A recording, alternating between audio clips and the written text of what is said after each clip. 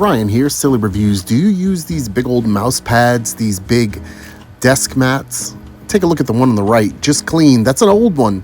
On the left, still got stains, still got goo, and you're wondering, how do you clean these? They're really fun, but those spills, those slips, those squirts, those drips, yeah, they're gonna leave stains that are a little bit harder to get off than it would be just to wipe off your desk, which is a non-porous surface more than likely. What I use is an old soft towel, a little mix of water, and a little bit of degreaser, some light pressure, and you'll notice that you can get that desk mat, that big mouse pad, looking pretty close to new. You're gonna need a big flat surface. You're probably gonna have to pull up your mouse, your keyboard, things like that, but they can come out clean.